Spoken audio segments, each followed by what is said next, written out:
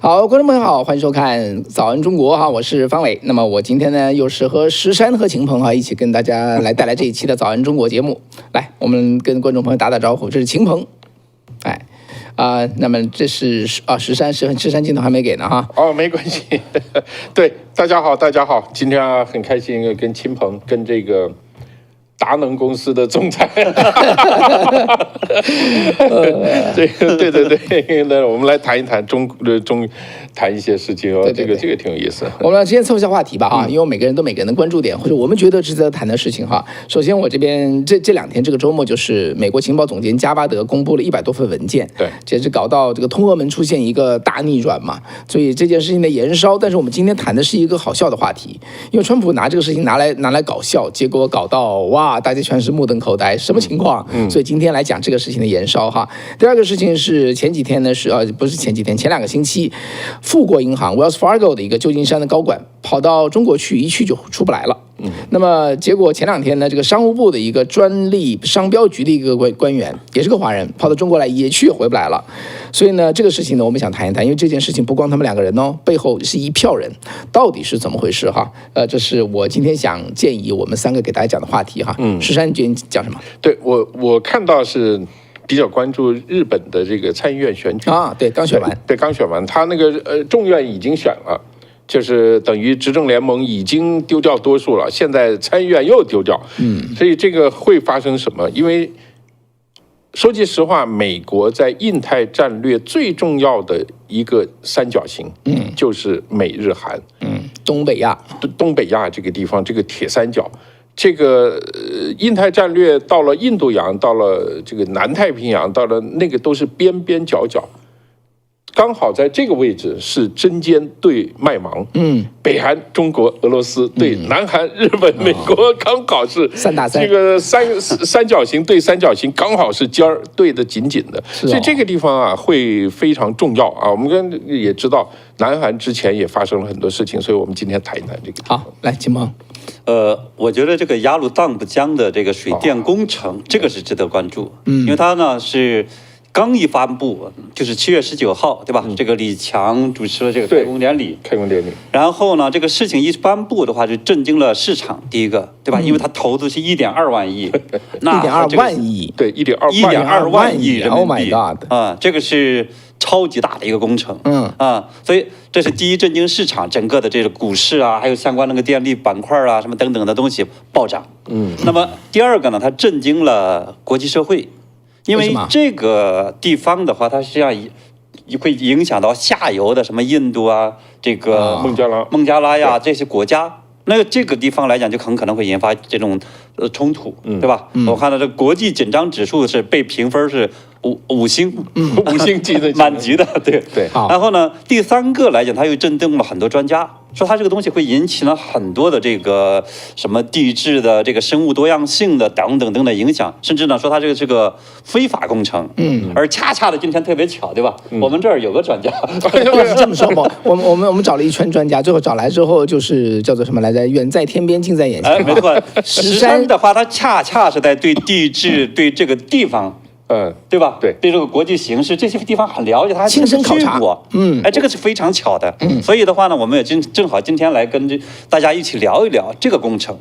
好，我们开始话题之前的2个事情跟大家说一下哈。首先，我们的叫中西部的壮美之旅谢谢大家，2个 bus 都已经报名结束了。我们现在基本上就结束了哈，不是基本上结束，就是结束了。谢谢大家，没有赶上的这个观众朋友呢，我们就下一次再来，好不好？反正来日方长嘛，对不对？我们也不能这个总是1周工作8天，每天工作25小时哈，总是会找出一些时间了，来跟大家一起来好好玩一玩，这是第一件事。第二件事，这个我们不是发了一个叫12封信计划嘛？就是每个人有民选官员，对不对？你有12级啊，从你的市到县到州到国家，哒12个这个民选官员。那么现在已经发了几百封信出去了。那我今天就收到一个，就是我们小编就给我们收到一个其中的一个观众呢就有收到回信，很多美国官员都会给回信的。对，他只要公关做得好啊，他的选民服务做得好，他就给回信。但这个回信特别在什么地方哈？当然这个回信呢是叫做阿拉巴马州的阿拉巴马州的参议员，他的名字叫做 Brett 叫做 KD Brett。关键是他这封信啊，它不是一个叫做什么印刷体哈，噼里啪啦复印一份就给你寄出来了。我很高兴收到了您的回信，然后如何巴拉巴拉，对吧？他实际上不是，一看他认认真真用了心再去写的，他完全是为了这封信写了一封信。哎，对，就这么来的哈。好，那么这位观众朋友呢，就给我打了个这个叫做几句话回来，我念给大家听一下哈。方伟先生您好，我参加了您推动的12封信计划这个行动，把信都寄出去了，也收到了我们阿拉巴马州的这个 Katie 参议员的回信，他针对中共给美国国土带来威胁的一些行为表达了他的关切。那参议员的回信不单单只是出于礼貌性，而是很认真地表达了对 CCP 中共对于美国国土安全构成威胁的担忧，所以呢，我决定和您分享，请您继续努力，我也会尽力支持。所以呢，我们也把这封信就分享给我们观众朋友吧。其实，您在美国啊，我觉得有的时候做点事情就是举手之劳，但有的时候你会觉得太容易做了，干脆就不做了。是不是有这个问题啊？包括我原来在旧金山哈，但这个例子不恰当。我在旧金山是当年是美国第一旅游城市。我哪都不玩，我什么时候玩呢？就有朋友来的时候，因为他们要玩，我才去玩。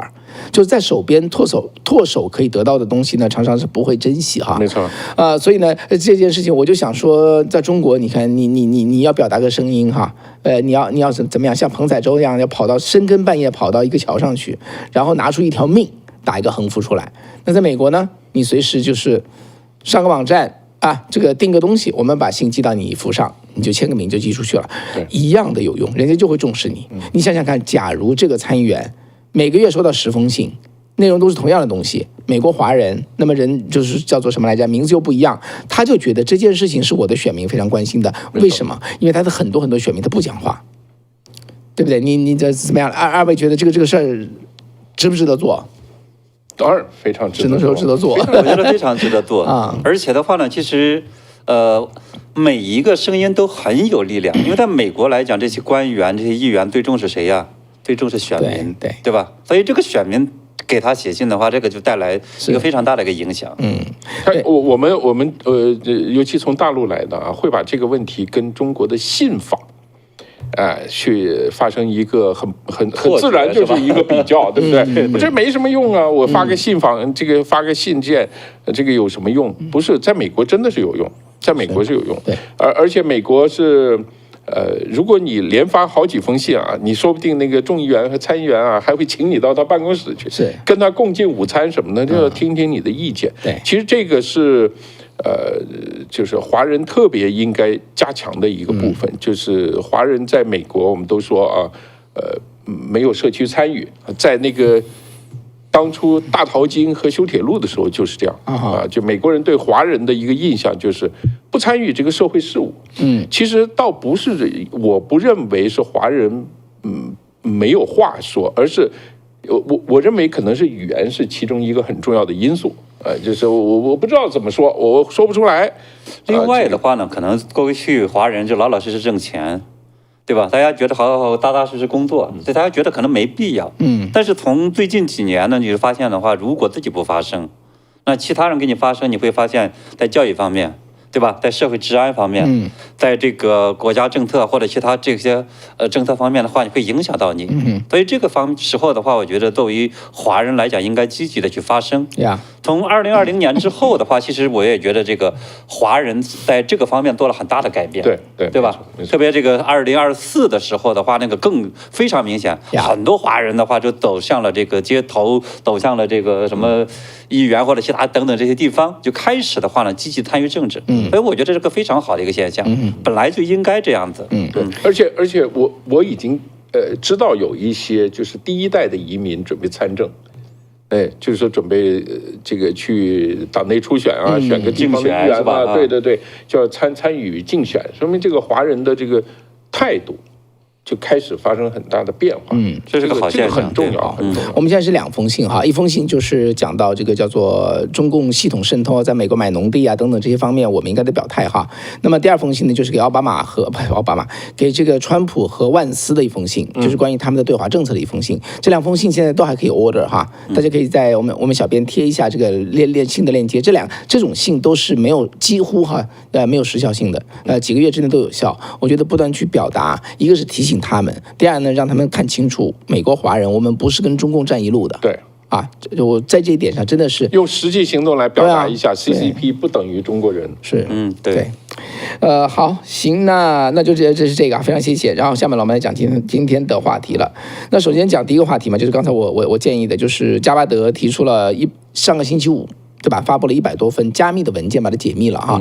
简单的说，在我看来就叫做通俄门呢，就是把这个叫做什么？这是多久以前的事儿？6年也好，8年也好，对，这么老的一个通俄门进来，就是川普折腾了这个叫做2年多的一个通俄门，把它全部周开说这件事情，就加巴德的话哈，这件事情我翻译一下叫子虚乌有，那么是造出来的一个通俄门，那背后是因为政治动机。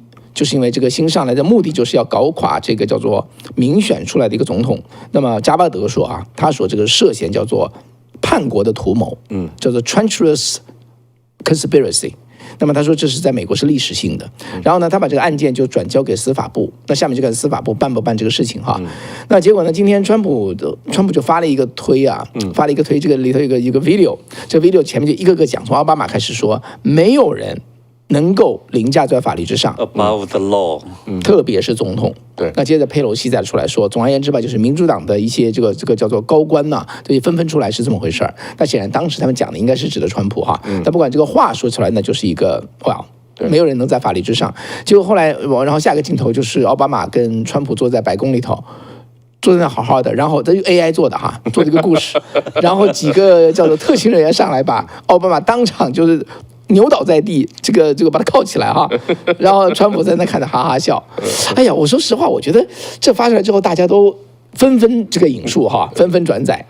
哎，我在想，哎，你们两位觉得，因为前面的话呢讲的是说谁都不能在法律之上，我在怀疑这个川普是不是没看到这个结尾？他作为这个总统啊。放出一段说他前总统被当场绑到地上给铐走的这么个场景，我觉得有点，哎呀，我觉得川普真的是，要么他没看到，他100%看到了。OK， 因为川普以前的时候其实也发过类似于揭露奥巴马的一些这些罪行的一些视频、一些这种信息，他经常这么干啊。甚至呢，你比如说这个别人嘲笑他也好，或者夸奖他也好，这叫什么？就是国王嘛，对吧？结果他也不在乎，人家就把这个别的网友做的这些东西，我记得还有教宗，还有这个教宗那个，对，所以他根本不在乎这些，所以呢，他100%是看过，所以他也知道的话，其实这个信息一定会在整个美国引发很大的一个反响。他其实很擅长于通过这个方式的话呢，就不动声色释放他的意思，对不对？释放他的意思，因为如果他看过并且发出来的话，那他的意思就很清楚，对不对？他的意思就是说我希望看到这件事情发生，起码我一点都不介意这些事情发生。那往下美国要发生的事情，那就是这个历史上前所未有的事儿了。对，我看到今天的这个司法部这边透露出来的消息，第一，公开的承认是已经收到了加巴德递交的这些，我们得说一下，这是情报总监对吧？啊，情报总监，递交这个文件。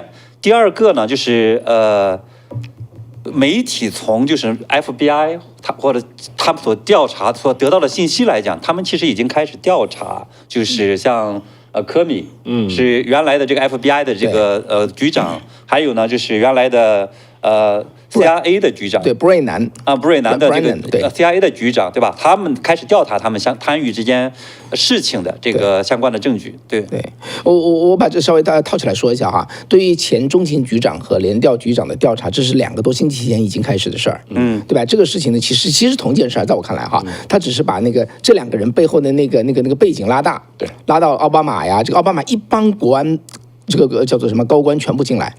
叫做司法部长哈，叫做林奇，然后叫做国家安全顾问 Susan Rice，再加上他的情报总监啊，叫做 Clapper， 一缸子全进来，所以这件事情真的是涉及到25个国安官员啊，再加上奥巴马本人。所以这个事情的话，真的假如是真的往下调查去，我觉得这个事儿不知道会发生什么，真的非常非常大。对啊，13怎么看？会怎么发展？首先我不知道这个案子会走到哪一步啊，因为它对美国这个体制确实冲击会非常非常巨大，而且呢，因为政治很多时候是不讲逻辑的，它讲的是这个情绪，是屁股，屁股决定脑袋，你坐在哪一边。所以你在做政治的人，他会考虑这个问题。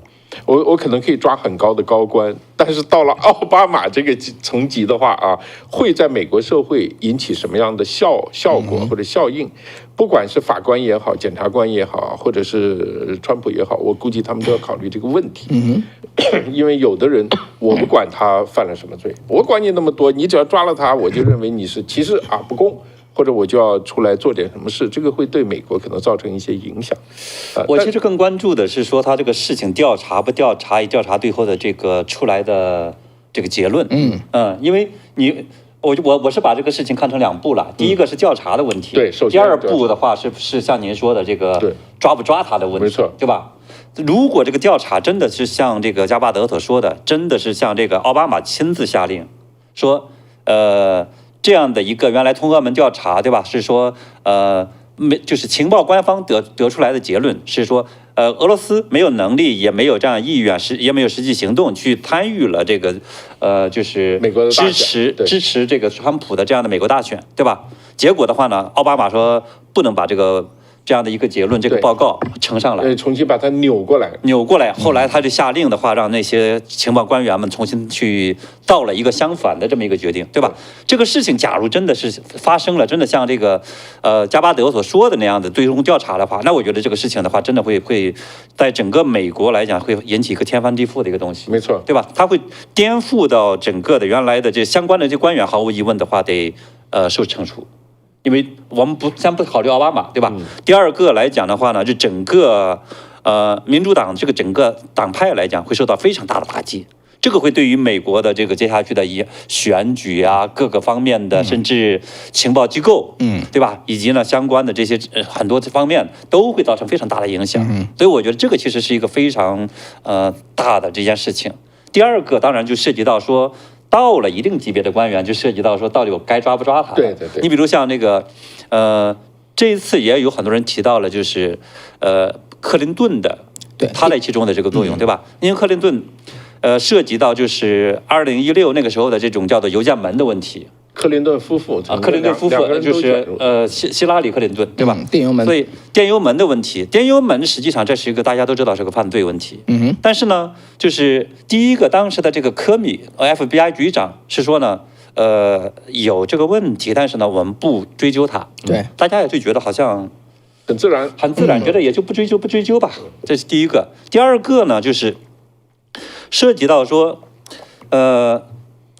奥巴马的话，如果他涉及了这件事情，那是不是不追究他？大家同样类似的说，哎，奥巴马好像是存在这么个问题，但是呢，我们也不追究他，对吧？那我觉得也完全有可能，因为上一次的时候，就是对于川普来讲，他其实他说很多的那种官员建议他去调查这个希拉里的这些问题，但是呢，他觉得这样的一来会带来一个这种给美国这种政治造成一个非常不好的一个影响。对吧？所以他说呢，最后说算了，就不要去搞这种政治报复，对吧？所以那有可能，我觉得也是最后对于川普来讲，真的有可能背后也把这个事情就给上次相当于是就把奥巴马本人有可能赦免，对。但是呢，其他那些官员，我觉得他跑不了。上次我记得是2016年川普上来选的时候，他不是跟那个。Hillary Clinton 两个人还在电视辩论嘛，他直接说你应该进监狱，直接这么说，对吧？但是他实际上他当选以后没有做，他没有做这个事，对，很多人说他，当然我认为他是考虑了这个整个体制的问题，也有内部的肯定一些就是沟通的人啊会跑过来跟他讲，但是你看啊，川普在台上和他下去之后。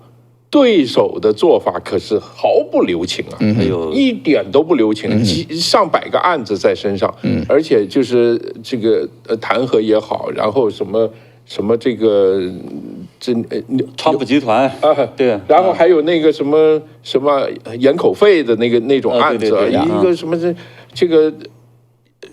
本来都是已经拐了很多弯的，最后演变成就是美国社会就说他是个强奸案给定罪了，而且简直就是说已经，这个发展到现在，到底美国这个社会往哪个地方走？到底是谁需要反省？哪一边走的过分？我觉得稍微你仔细冷静一下，你都可以看得很清楚啊。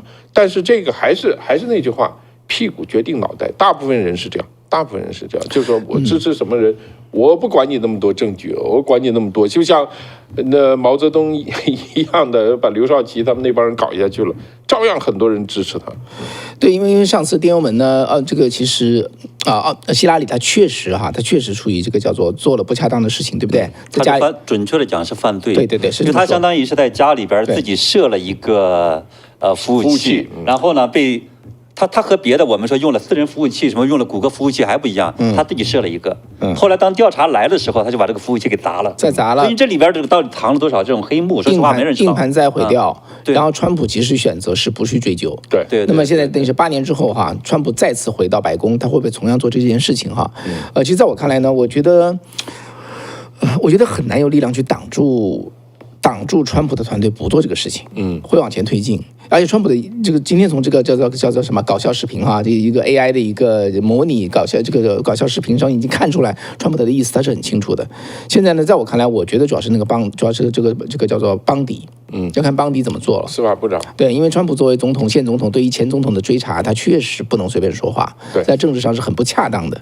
那么当然了，他通过这个方式那个方式，就是不经意的在表达他的观点，我觉得那么既然如此，他的群众绝对就是很多的观众，包括我这边的观众，我昨天就问大家办还是不办？办就是按法律往前推进，不办就是跟上次希拉里、克林顿一样，放他一马，大家凝聚在一起往前走，国家要往前走。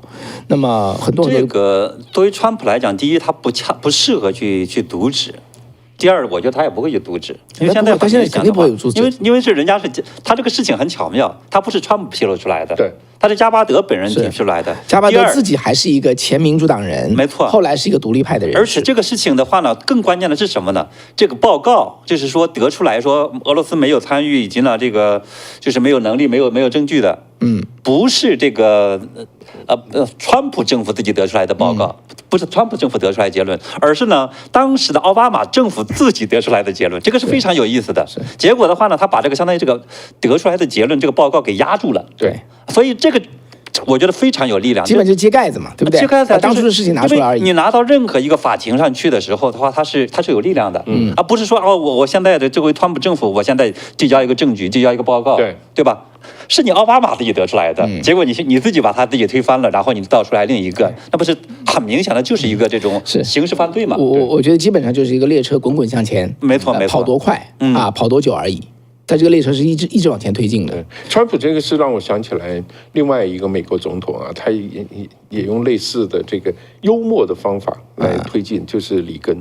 里根以前走哪儿都讲笑话，讲这个苏联笑话把苏联给讲倒了。对，讲很多笑话。现在川普呢，他可能不擅长出来用自己的嘴讲，但是他有 AI 有 Twitter 不是 Twitter 这个 X 平台他也在上面做，其实这个效果是类似的，我觉得都是类似的这种。我们再讲另外一个好笑的事儿，我们上午不是讲到了吗？这个在2011年的白宫记者团的这个 dinner 宴会晚宴上，那么有那么一个场景，就是2011年4月30号嘛，当时奥巴马因为这种事情就是主讲人总统就是要从头到尾讲笑话他就说，那么最近搞清了一个争议，这个一个争议对吧？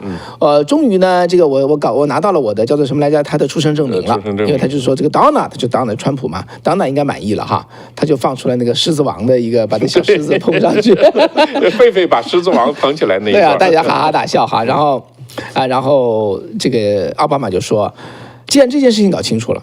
那川普下面就可以忙他更重要的事情了，比如说证明我们根本就没有登上月球，这是个伪案，大家哈哈笑然后后来又说什么来着？他这个川普哪一天要把白宫挂上川普 Tower 这样的一个这么一个标志那意思就是讽刺川普你在做梦啊。对。当然了，我们都知道就是若干个所谓的观察者，包括坐在旁边的记者，华盛顿邮报的记者说，奥巴马得罪川普。让他下定决心选总统，就是那天晚上当众奚落川普的。但川普自己说，我那天过得很好我没什么问题你们两位怎么看？到底那个瞬间是不是这个王子复仇记的开端？当天我是看了这个直播的就是电视他有播嘛，我是看了的，我印象非常非常深刻。这个当时川普连铁青，所有的人都在哈哈大笑，然后就是说那个奥巴马是一种非常轻蔑的态度在讲这个话，就是说你做什么梦？你想把这个白宫变成你的川普 Tower 吗？这个Trump Tower 嘛，就是这个意思吧。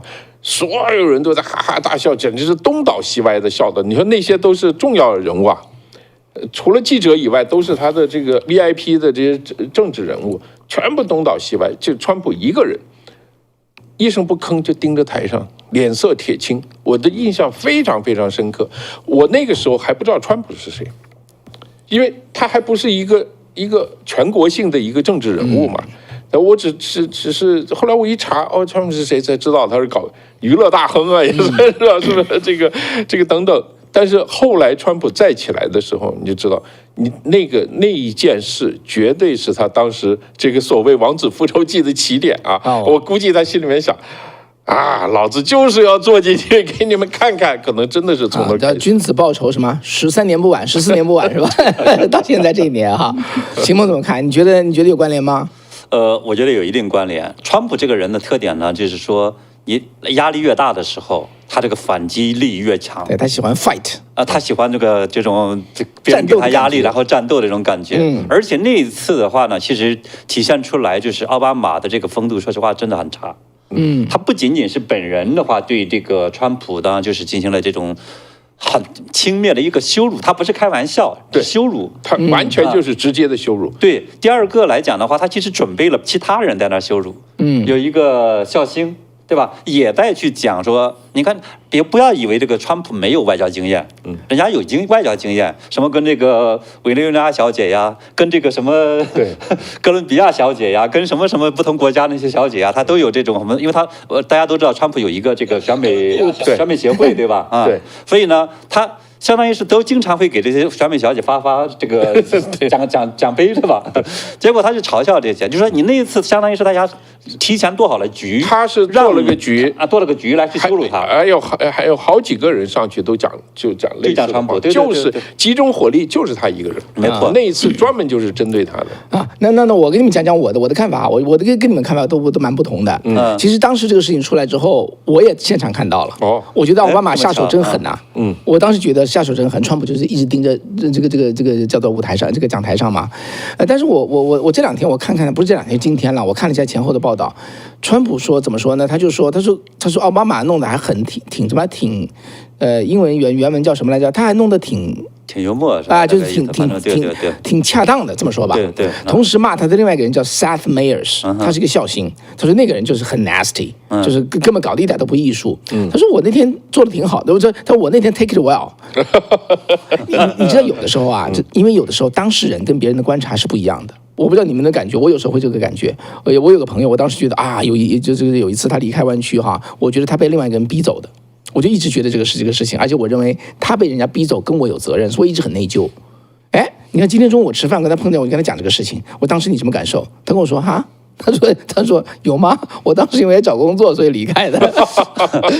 对，我只是讲另外一个侧面嘛，我自己感觉，说不定他不在乎。我个人其实觉得呢，像这个事情来讲，那个应该也许是一个激发因素啊。但是呢，就是导致川普后来竞选的这个根本原因应该不是这个。我觉得相当大的一个原因应该是什么呢？奥巴马上来之后的话，其实把美国大家都清楚，对吧？你说你研究美国，如果这个最近10几年历史的话，都知道，从2008年的奥巴马上来到后来的这个拜登政府，基本上就延续了奥巴马那套东西。而恰恰的话，就是他这种在非法移民呐，在这个我们说美国的这种左倾啊。大学的这些这种所谓的DEI 等等东西啊，越来越极端，恰恰就是奥巴马那个时候搞起来的。所以我觉得你也许的话，那个事情的话，就刚方伟讲的，也许不是特别大的一个影响因素，就是这个白宫羞辱事件。但是呢，相当大一个原因，我觉得反而是奥巴马他所做的这些事情，让川普的话觉得说我不得不站出来了，因为川普在更早的时候，就是接受不同的那些主持人，对吧？去采访的时候，他就说，我现在我会竞选总统，但只有呢，当我觉得美国已经是到了我不得不站出来，已经非常危险的时候，我才会站出来。所以我觉得，就是奥巴马本人他所推行的一些极左的一些政策，可能真的是这个川普认为说我不得不站出来的竞选美国总统的一个非常非常重要的原因。网飞做了一个6集的叫川普的自传，川普的传记哈，我仔细就都去看了。讲到川普其实真的这个人呢，我觉得两个特点。第一呢，从80年代他就有志于这个大位，要当总统。第二呢，他非常非常现实，他会估计他的成算是多少。他说我不想乱了就输掉，所以他说那就是真的。他的朋友就跟他的朋友就说，我出手就得赢。他88年表达过这个观点哈，2000年有试过，一路投，评估了一下就退回来，然后2012年又一试。然后又往回退，到2016年才出手。就这个人呢，我当时觉得这个人真的是非常非常敏锐，他会非常现实的看到他面对的东西，不是我有一个理想，是很多竞选总统就是博弈技嘛，对不对？博不上最起码我留一堆名声，我有个曝光率。川普不是玩这个的，人家根本就是本质是商业帝国，是个商人。那么他既然当总统，他真的要当，他当不上他就不去试，你知道不？他就不去下蛮力，对，所以你想想看，现在回头看，2016年就这么一出手就赢了，这本身就是一个近代的奇迹，对不对？对，你根本就是个政治一个外人，怎么可能一出手就赢？因为他已经算定了，他可以赢。所以我觉得川普呢，他这个事情他算盘是，他其实他没有算盘了，这西方没算盘啊，计算器，他用计算器可是谋划了很长时间的，算到最后概率是到了70%以上才出手。所以呢，这件事情，当然了，这个事情我觉得刚才这个事情是个很好玩的事情，对不对？对，大家都看到了，哇，这个大众面前一场这个叫做互相耶挪的一场戏啊，那最后引发什么？确实，你可以不同的猜想。对，川普这个人有几个特点啊，到现在大家可以看得越来越清楚了。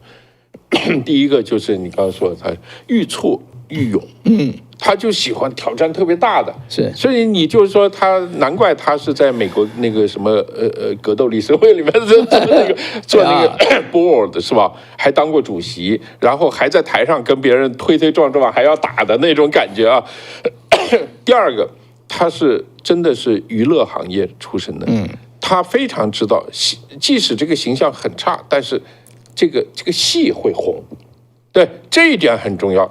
因为你这个娱乐行业不是说这个我现在扮演这个角色对我个人有什么，但是这个戏会红了，整个这个戏会成功，就跟这个很重要。传播这个奥巴马这个视频一样，他知道这种越看起来这种颠覆大家思维的东西越能够火，这个很重要，对吧？火是很重要的东西。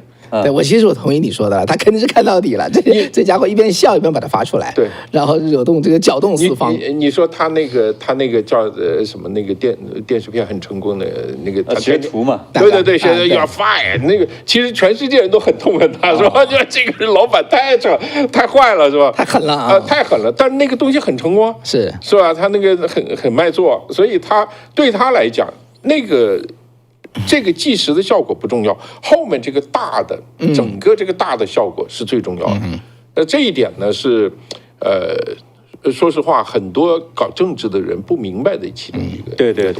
好吧，我觉得川普时代往下真的是什么事情都可能发生，对不对？整个是你想想，我刚才说的，他现在针对的一批人是奥巴马，基本上是全班人马，对，国安方面的全班人马，就是一个王朝。等于他要把人家全部端掉哈，当然不是他了，扎巴德了哈，他一点是不反对，就这么个态度。所以往下看什么真的很有看点哈，就锁定我们的节目，我们一定给您详细的这个分析后面的发生的事情。好，下面这样吧，我们下面讲一个跟华人有关系，好吧？我觉得这前两天的一个叫做美国商务部的一个华人跑到中国去了之后回不来，结果呢，现在当然了，中国也没有说我抓他是为什么。现在所谓的4个知情人士说，抓他是因为他在申请签证的时候没有说我给商务部的叫做专利什么局来着？专利和商标局。专利和商标局的雇员没有说这个话，就因为这个把他扣住。我的天哪，你开什么玩笑？有这种道理吗？然后呢，在前一阵呢是富国银行 Wells Fargo 在旧金山的一个董事跟总经理。跑到那边去，然后说也被扣住回不来，然后说什么呢？然后说他涉嫌一个刑事案件，我们有必要问他问题，所以他得留着。现在美国方面这么说哈，这就是美国叫做国务院极高层次叫极高层次，你们这啥意思？是卢比奥还是卢比奥的什么刺青之类的哈？就像中方已经表达了这个观点，所以你们要解释怎么回事。那下面呢，我觉得这是大的背景是这样的哈，在中国起码有几十位美国人扣在那回不来，可能都不止几十位，有可能上百位，绝大多数是华人。对，绝大多数。而且为什么？对，他也这么说哈，国务院说就是说，有很多人他们根本就不知道为什么，因为一旦扣住他们的话呢，中共政府会跟他们说，你们不要讲，你要讲的话，后果更加严重。他说他们不讲，我们就不知道，就这么个情况，就这么个事儿。你们怎么看？我们是谁都有可能掉到这个坑里，或者我们哪个亲戚、哪个朋友在美国的，对不对？美国华人甚至别的西方国家，怎么看待这样的事情？我不知道他那个专利和商标局这位雇员啊，他这个申报不清，这个美国也是可以用这个同样去入罪的，就是你做不实的。就是没说实话，对，就是说你在填这个表里面啊，如果你美国的处置不一样，他会因为这个，你比如说填报，但是你是别的国家雇员，这个不是个毛病，对吧？当然，你假设他就是不实，他为什么说呢？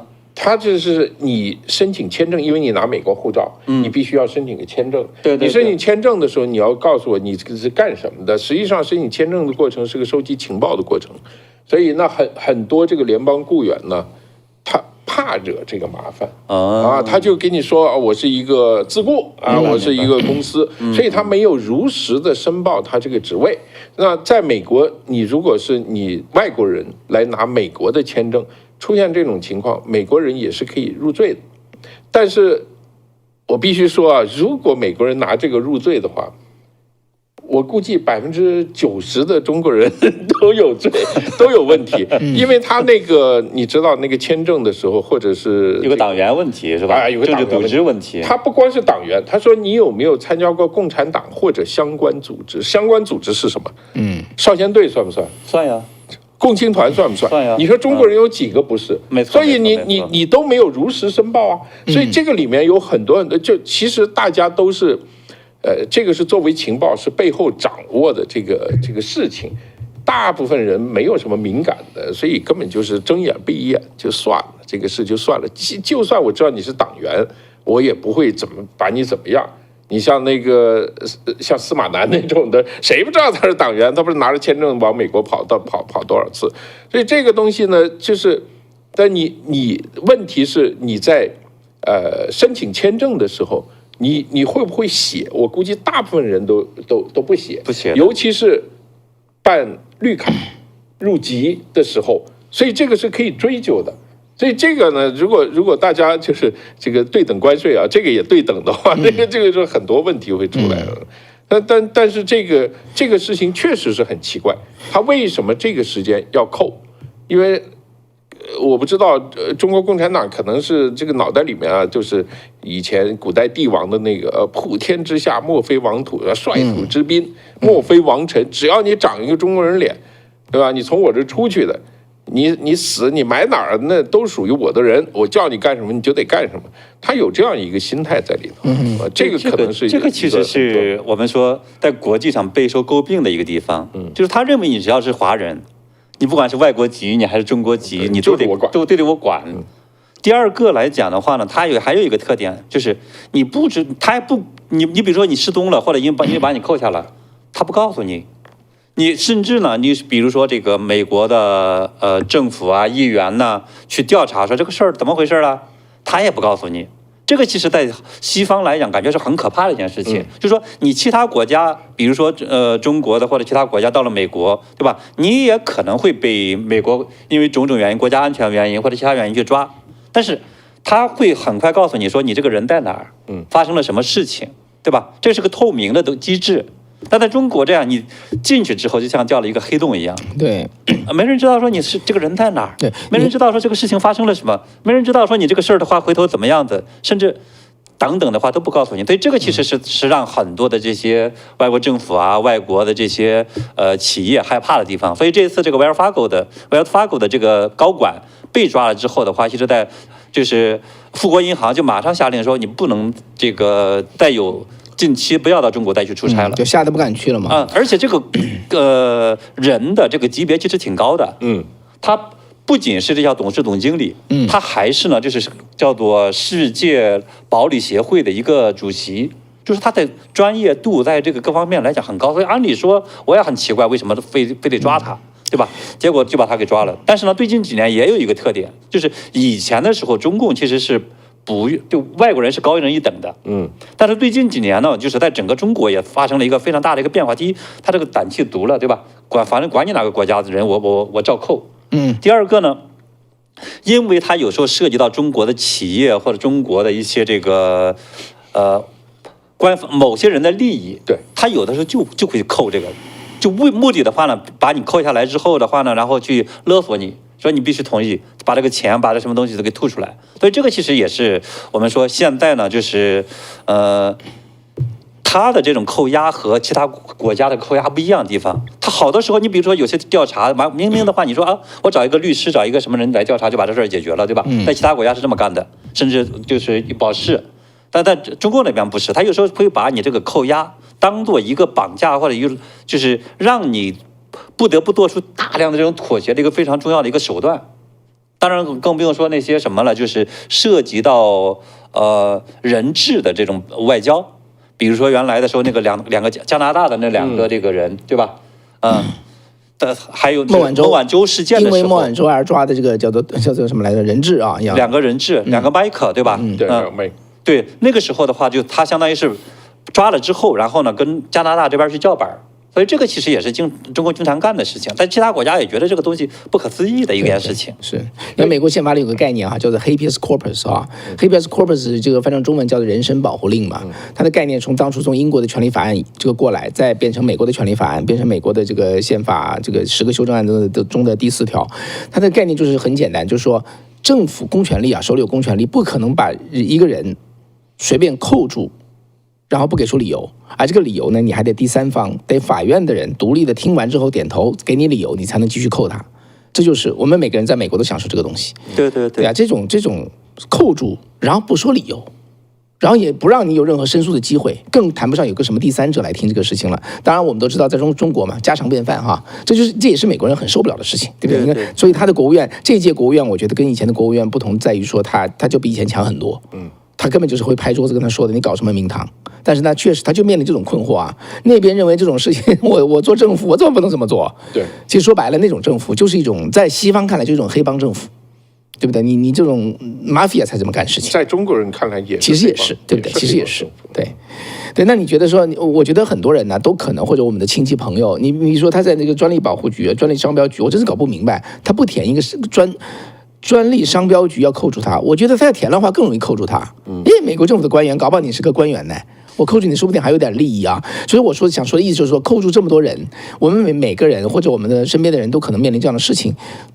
有什么招？我其实早上跟我们的观众朋友就有做探讨这个事情。你觉得有什么招？这种情况下，我个人其实觉得没有什么特别好的招，因为现在的话呢，就是因为这种中美对抗加剧，同时的话呢，中共这种我们说他动辄你不知道他因为什么原因，他会把你当间谍，当什么等等原因就给抓起来。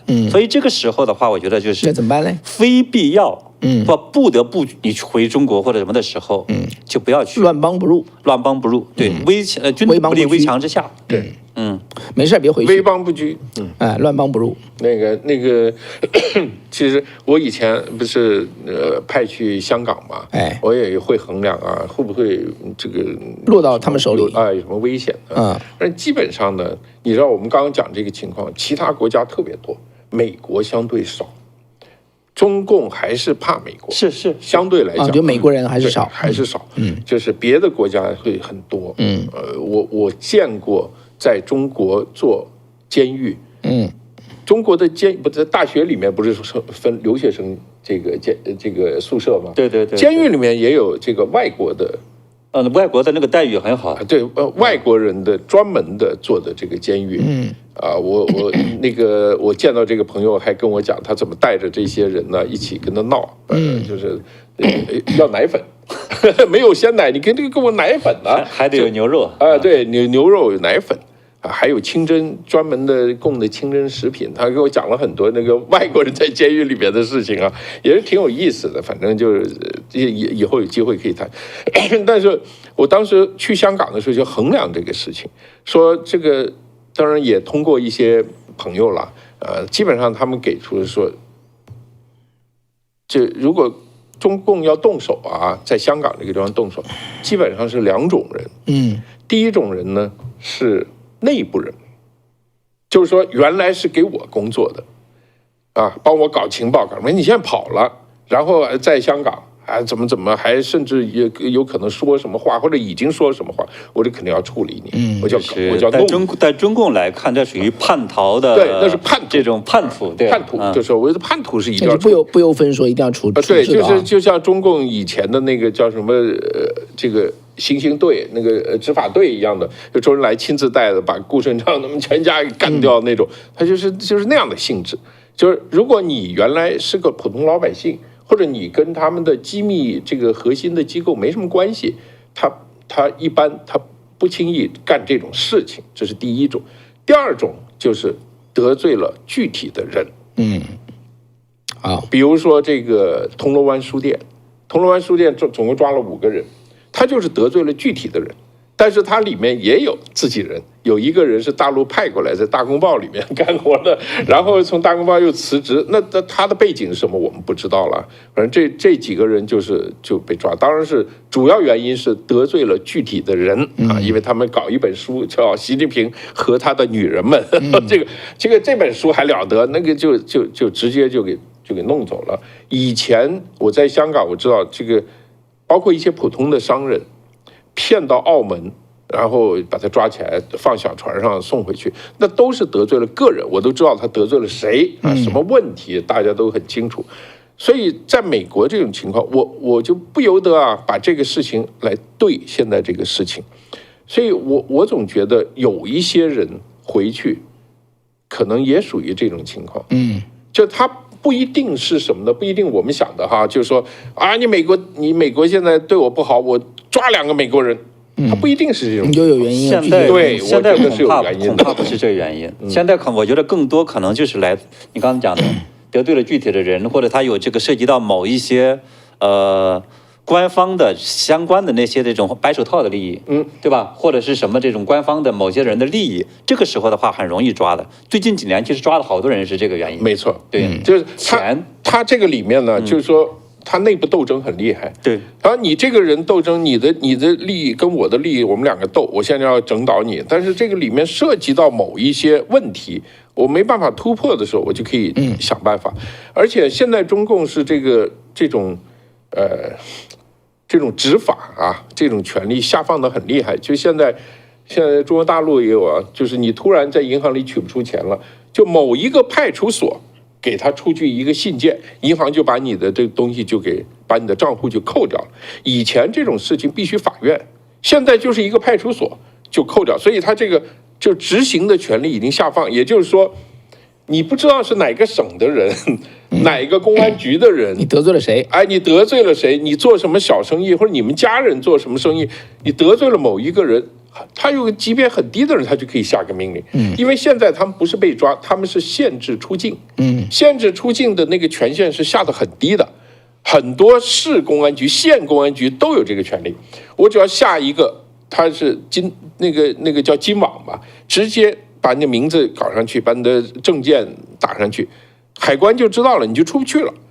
然后你去问海关，我为什么出不去？他说你对不起，我们也不知道，你回去问哪个市的公安局去。你就得回去问那个人，可能抽着烟就说：“你看看这个生意是不是要考虑一下你不是重新弄一下，或者什么问题？”你在美国他还不算是对你采取了法律行动，还不是对你采取了司法行动，我只是你涉嫌某一个问题的调查，我现在不让你出去而已。所以在这个时候，你还不能去找美国大使馆去给你请个律师，你还做不到。所以他真正把你卡在那个地方。当然这是其中一种情况，但我不排除有另外一种情况，就是很多你出国前就已经跟中共承诺了什么东西了。你要有很多留学生，对，你要干啥干啥。方伟曾经就被安全部找过，然后不干，结果他没答应，自己跑掉了。如果你答应了，他帮你做了成绩，帮你搞了什么东西，或者帮你联系了奖学金，你出来，而到关键时候你没有帮我工作，他就下手，因为这个事情是必须做给别的人看的。I see， 否则的话就对，大家都不干了啊，大家都不干了，党没微信了。对，你就这个微信，所以这种事情啊，是有可能。当然我不知道这个具体的一些案子啊，但是以前在美国发生过类似这样的事情，就是有一个反抗中共啊，反抗的很厉害的，这个在中国被抓。关在监狱里面要判多少年，最后去美国又是议员呢，又是什么，去把他给救回来了。没过多长时间 ，FBI 就把这人抓起来，后来还判刑了。就是中共那边说我可以放你啊，但是你以为有好果子吃啊？他的下面情报就塞过来了，你就完蛋了。啊，如果不是这个情况，我讲另外一个例子哈，在台湾我有一个朋友哈，他也是就是在台湾做一些这个反对中共的事情。他有一次在大陆去旅行，就被国安抓到了。抓到之后呢，国安就叫在台湾的一个亲共的一个台湾人去找他太太，跟他说你不要声张，我们跟他问完该问的话就会放他回来。你要是声张，你要闹这个事情的话，那你丈夫可能永远就回不来。对，他太太真的吓死了。对，那时候我就跟他太太说，我说不要听他们的，你一定要声张。他说为什么要声张？我说呢，你要为什么要声张哈？你要升高他的代价，你把这件事情搞得满城皆知。当然，这个人肯定不是中共的什么特务了哈，就是他等于是一个很无辜的，然后就是因为他的观点跟中共不一样，就把他扣住。你就是做这个事情，然后让他代价很高，因为这些中共特务干什么事情都有他的目的，对不对？一定要有所得到嘛。如果最后得到一身骚。最后得到他的上级跟他说你又搞砸了，因为很多事情最后弄得很大的时候就叫做搞砸了，已经忘了当初要拿到什么东西了，就会放他出来。他太太真的是将信将疑啊，最后是被我说服了哈，那么就觉得那就好，那就这么去做，最后就是其实这个过程很难的，他得不怕才行。对，没错，不怕可不是简单的事儿啊。最后他就不怕，就到处奔走，很快大概就半个月不到就放出来了。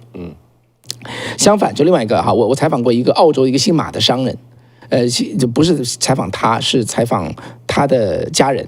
他是在中国大陆，因为生意做得很大，人家最后要他的财产，就把他扣住，然后就跟他的家人说不要讲，他家人就答应不要讲。你讲我弄死你！哇！结果这个女商人后来被迫害的可惨了，没有人知道，澳洲政府一点都不知道，我知道，根本澳洲政府不知道，因为他不讲，你不讲，人家怎么办呢？所以这就是我觉得非常经典的一个误区啊！碰到这种事情，你是要升高他的代价，因为他不会为了他抓你的这个事业去这个叫做付出一切的。他发现划不来，他就收了。这件事情会峰回路转的在这个地方。所以呢，我不知道大家觉得怎么样哈？我觉得对于中共啊，很多事情他干坏事，如果他干坏事，理在你，取在他，就不能客气，一定要克服恐惧，高调去曝光去。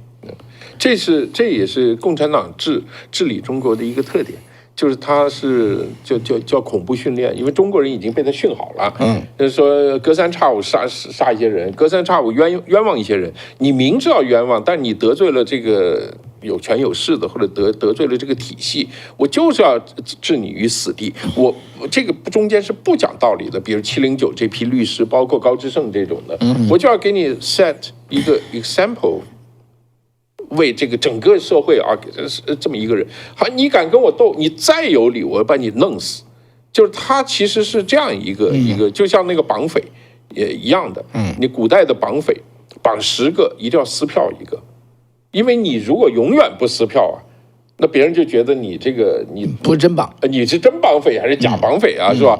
所以这个绑匪是一定要这个搞10个8个，他要撕1个，就是要干这种事儿的。所以这个共产党也是这样，他的基本的思路是差不多的，就是用这种方式。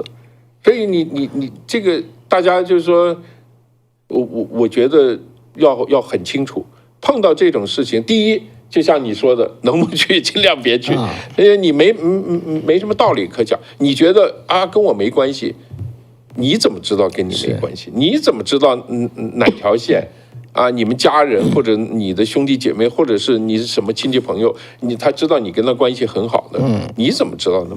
没有。对，这是这个我们说中共有时候扣人的一个特点，就是在其他国家来讲的话，你说比如说你本人犯了什么事情，他抓你，你哪怕你比如说你的非常直系的这个亲属，什么妻子呀、这个女儿、儿女啊或者其他人，他不碰，对吧？你谁犯了事儿，他找你。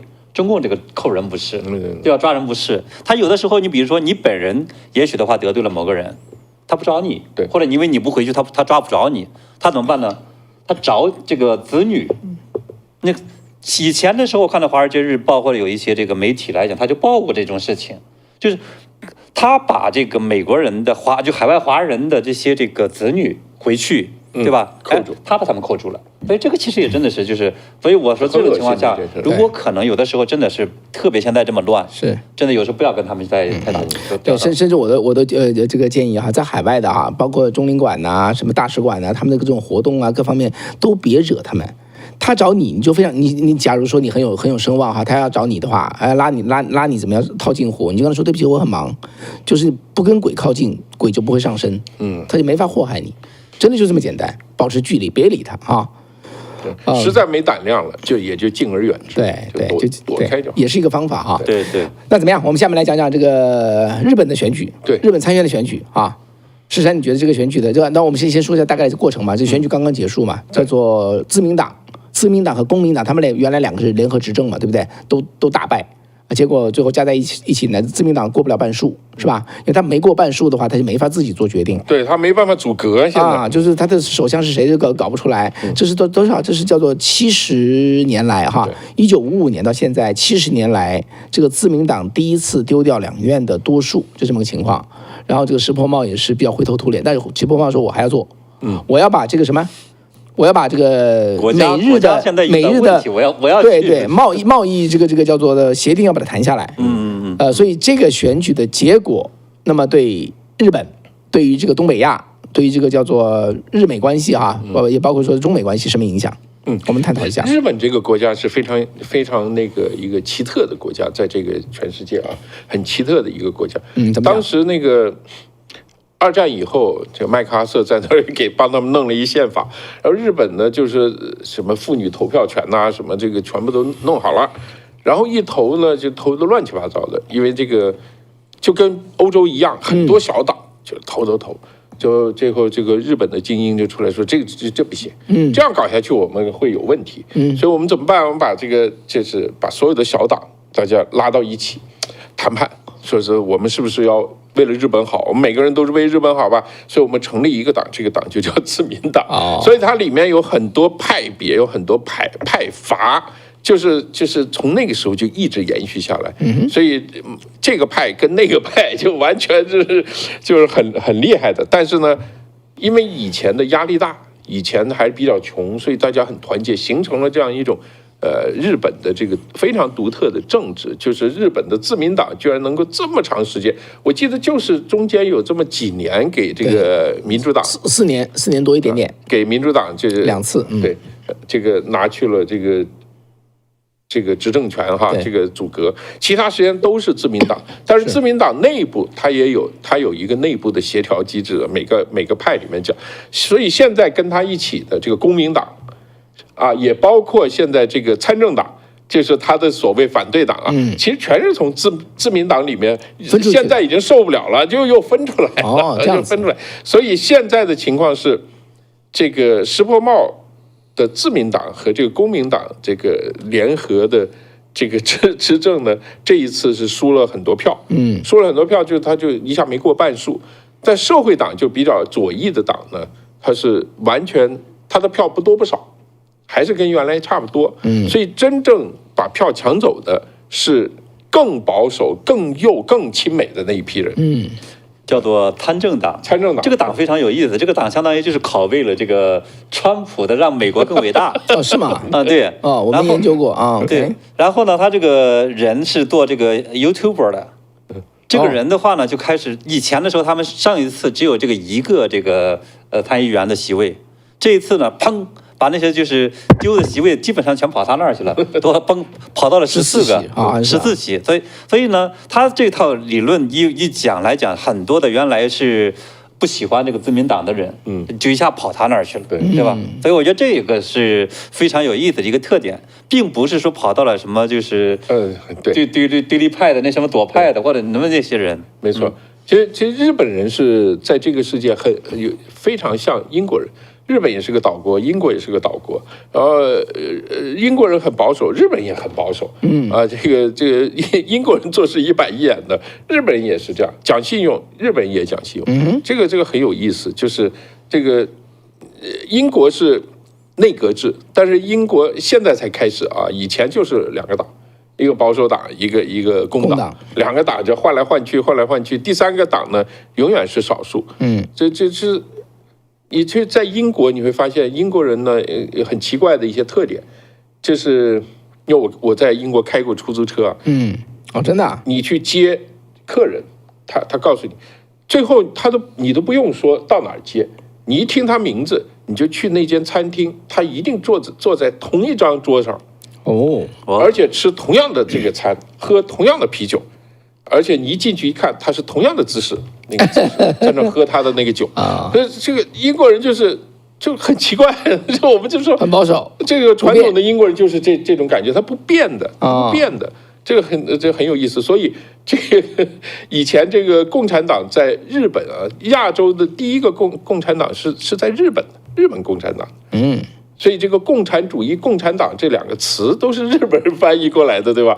就是日本人干的，所以在日本始终就弄不起来。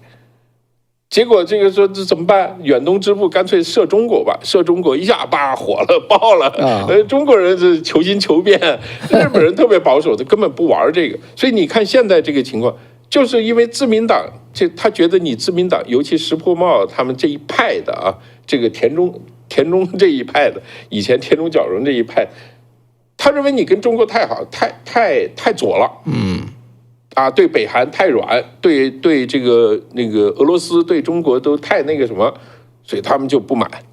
有大量的日本人确实是有这种看法啊，这种情绪在里面。所以日本未来的那个政治会怎么样？现在对石破茂来讲，他没办法，他只能去，我估计他很难去跟民主党合作去阻隔。他现在好像想这么做哎。他想这么做，看到想这么做，对。这个党内叛将，对啊，是可忍孰不可忍啊！宁与什么？宁与什么外邦不与家贼。对，石破茂来讲的话，这一次其实他这种大败的话，我觉得跟他最近的这个几个月那种路线选择有极大关系因为他你觉得他路线选择是什么？选错了什么东西？他是呢试图去找一个中间路线，对，找一条中间路线的话，就相当于是在去走钢丝，对吧？结果你会发现呢，他说这个中间是中国和美国，中国和美国，因为中美对抗现在一个非常大的一个问题嘛，对吧？所以在这个时候的话，他试图走通这条路线。结果的话呢，最后是叫做舅舅不疼姥姥不爱。对美国来讲呢，你看起来他就是给美国呢是来签了一个协议，对吧？然后呢，川普还很高兴，因为他号称要去承诺投资1万亿美元还有呢就是要跟美国的话去建立更好关系。但是呢，他同时呢又讲说，我得跟美国要搞一个对等。这个在川普来讲绝对是受不了的，对吧？因为川普认为说你忠诚就是忠诚，对吧？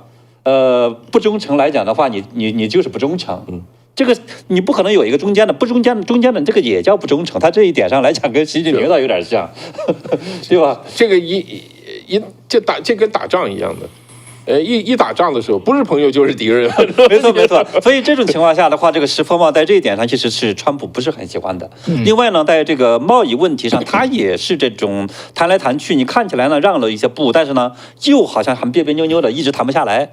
所以带来的结果最后是什么呢？这个川普原来的在解放日的时候给他定了是24%的关税，这一次呢，啪。25%的关税，谈了3个月，谈到25%，他还不想放弃，还没有完成这个任务。没错呀，这什么逻辑？所以这个外界就在讲说，你这个谈了半天还给你加了1个点，什么意思呀？这叫什么伤害性不大，侮辱性极强，就是说看不好你这样的一个做法。对于川普来讲，喜欢谁呢？喜欢安倍晋三那样的，是对吧？你真的是有魄力，然后的话，你抗中共来讲，你就是爱憎分明、非常强硬的这么一个人，对吧？而且的话呢，你跟川普来讲，大家是当一个朋友，是去交心的这么一个人。所以这是我觉得他最后在美国这个地方去似乎去搞平衡，最后搞错了一个地方。第二个，他跟中共这边他也搞错了。一方面来讲，他去这个说我不去搞这种对抗，对吧？还因为他是田中角荣的这种叫学生的学生后辈啊，同时呢，他要去这个跟中国去搞好这种经济关系，还会开放了什么这个外国就是中国商人去到美国，然后中国反正给了中国好多这种条件，包括让去求了一个大熊猫回来租个大熊猫。这次你看那个参政党为什么能够获得这么高的一个选票？相当大的一个程度上，就是因为他们认为这是你不保护日本人的利益，对中共太软了，结果的话呢，他这条路线上又是这样子，但同时呢，中共这边也是有点对他比较讨厌，因为他还要试去找一个中间路线，比如说在这个台湾问题上，他呢要去讲这个亚洲北约，跟赖清德去会面。对吧？可是呢，你真的，比如说中共呢，是在台海问题上，他是不断的去加大挑衅。这个时候的话，按理说你这个作为，假如说安倍或者其他人来讲，你会更加强硬，他又不敢强硬，属于非常别扭的。你说你对中共好像强了吧，他似乎又老想去往回再找齐儿。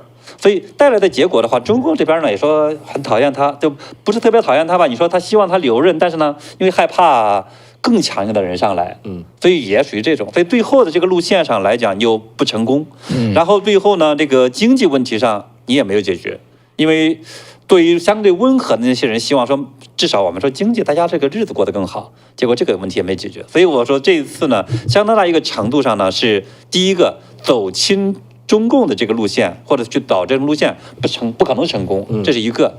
第二个呢，你要去讲说现在这个特殊时期，对吧？美国国际动荡的这个时期，你搞好本国利益也行，他也没搞好。他好像是两个事儿啊，一个是对美国的关税，一个就是国内的什么米价哈，他米翻了1倍，所以搞出一个什么白米事件嘛。就有一个人在餐厅里吃饭哈，吃一个盒饭，就吃完之后能不能再加碗白饭？餐厅就说不能，我们这个盒饭就是盒饭，成本太贵了是吧？对啊，他说成本太贵了，他说就一碗白饭呢都不给啊，那是就是规矩是不能给。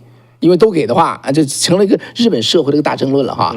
都给的话，米都给不起了，所以当然这就反映出他执政下来的话，这过去1年的话，这个米涨了1倍上去。这个也跟日本人也跟日本人的保守有关系。日本人就不吃美国米，就不吃美国米运到日本比日本米便宜很多，以前就便宜就是说这个日本米是美国米的2倍还多价钱，但日本人就吃日本米，他就不吃美国米，他就是说你那个口感不好。他还说美国车也是一样，对不对？他说我们根本没有禁止你美国车进来对，你可以随便。下句话就是我们不买啊，他没有说出来哈，但是他的意思就是说我们不买而已。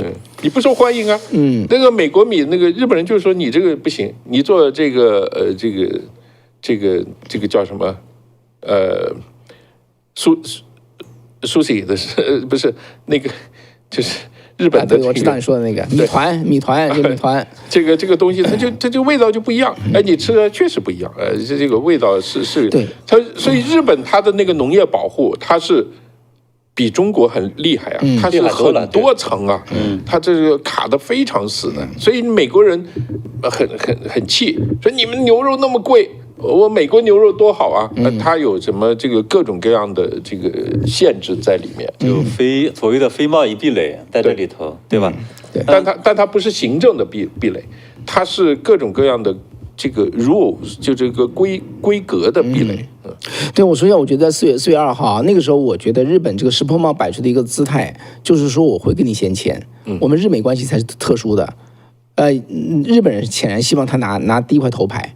超过这个美英关系啊，对，结果就弄成这个样子。我认为就是因为石破茂跟错人了，或者说他想走他的中间路线，他最后去跟中共，对不对？我们在这讲了几个星期啊，5月份我就说嘛，对，中共搞出那个川普放中共一马，大家就跟着去学，我觉得学的最快就是个日本，没错，他觉得我跟美国硬刚，搞不好会有点便宜，搞到现在就3个月下来，24%变成25%，而且往下他其实没啥路走。川普也不会给他好脸色看的。所以就是说，就是你要立场要选清楚，不要摇摇晃晃的。其实他的那个在国家安全方面，在各个方面，他的立场是非常清楚的。但他就是在经贸方面，在经济方面，他就比较摇摆啊，比较摇摆。当然，可能现在日本在这个泛太平洋的这个协议里面，这是最重要的一个国家，他已经可以做很多他的生意啊，只是跟美国的这个生意可能会有一些问题，只是川普现在这个情况，从中国我看他们也是在逐渐的退出来，但是他跟美国的这个日美安保，他已经说的非常非常的死了，他的说我们这个他说的是美日韩这个三个国家军事合作。不会因为任何的国家领导人的变化而出现变化。其实这个话，他是帮了韩国人在讲，应该韩国人讲的，日本人才。我们讲韩国好不好？6月3号对不对？李在明上台吧，6月3号。那么现在目前这个情形，韩国到底什么情形？你们怎么观察？韩国的话呢，这个李在明上来之后啊，他其实是对中共是相对软的，对朝鲜他是软的，对，他比石破茂还差很多了。他完全不可能。石破茂是属于这叫两边讨好，是想拿的是经济利益，他不出卖那个国家安全和国家根本利益，这是不一样的地方。这个李在明的话呢，他其实是在某种意义上，他试图出卖韩国的国家利益、安全、经济各方面来讲，他还会在此基础上，他希望呢中共能够赏他碗饭吃，他属于这种，我觉得这个性质是完全不一样的，对吧？所以在这样的情况下的话呢，就被批评的人说他呢，你是有点这个，现在整个全世界在搞什么，民主国家都在搞什么呢？和美国加强联系，搞这种亚洲北约，搞这个整个这叫对抗中共的这么一个大包围圈。结果呢？你现在似乎是准备去搞一个跟什么朝鲜、中共、俄罗斯，你去搞一个这种同盟，对吧？这是李在明现在碰到的一个问题。但是呢，作为韩国来讲的话呢，现在他相当于是左右派这个对立非常严重，而且他这个媒体的话，相当大一个程度上是在帮着李在明再去说话，基本上没有什么个右派媒体。所以这也是为什么这个尹锡悦很倒霉的一个原因，没人帮他说话，只有他的那些我们说忠实的一些信徒，这种信徒对吧？支持者，他们来讲的话，再去支持他，再去对抗现有的这个政权。但是呢，整个来讲的话，看起来李在明目前来讲还是占优的。所以这个其实也是非常对于韩国来讲看起来是比较麻烦的一点。那么这个也就带来了说，美国呢对他来讲现在不喜欢他，对吧？川普呢，你看这个原来的蓬佩奥是准备是，和韩国这边有一个这种卢比奥是准备有一个这种互动的来着，后来取消了。对，这很明显的话，就是对于美国来讲，现在是不希望从在外交上跟你走得太近，但是呢，在安保问题上，在整个这种对抗我们说来自于外部威胁上。对于韩国呢，似乎他好像又不敢去真的跟中共或者跟那些在这个方面又走太近，所以他也属于这种非常别扭的一个这种局势，对吧？所以他现在是这样子。你知道韩国在历史上老是扮演这样的角色吗？你说在那个蒙古和南宋之间，他扮演这样的角色；在满清和明朝之间，他也扮演这样的角色。他心里面是亲南宋和明朝的亲中国人的，但是呢，因为这个太厉害了，我也得没办法。他是这么一个小国，他是玩这个大国游戏啊，这个外交游戏，他就是这么在唐朝的时候也是这么玩出来的，就是一直都是用这个方法生存下来这个国家，所以他比中国人还幸运呢，起码他还。他的那个民族服装还保留下来。中国人现在说民族服装是什么旗袍，满族服装，这个才能搞笑了。这个当然这是中国人被这个很惨，但是这个韩国有它的特别的一段历史，就是光州事件。我采访过光州事件在美国的光州事件的学生，他说光州事件啊之后大概有10多年。光州事件的这批学生和当时的左派很多这大学生很多知识分子，有点像这个8964的时候，找不到工作。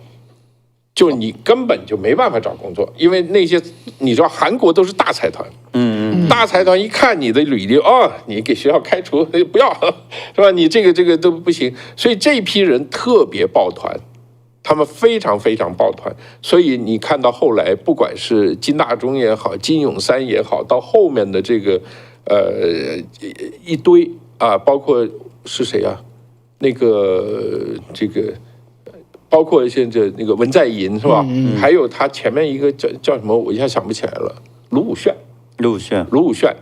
这个卢武铉，文在寅，一直到现在李在明，这几个都是就是典型的都是左派的，他是壁垒分明，阵营非常非常分明，就是你可以想象这样，就是现在如果共产党突然说好算了，他成立一个党跟你竞争。然后，在海外的这些搞民运的都会支持民运，不管民运是什么人，我也得支持他，是吧？我不会支持原来那个共产党，就算那共产党说我改了，我不搞专政了，我也不想支持他，就是他变成一种情绪上的选择。所以是这两边，所以那个现在韩国的左派就跟这个有关。为什么韩国的左派非常反感美国呢？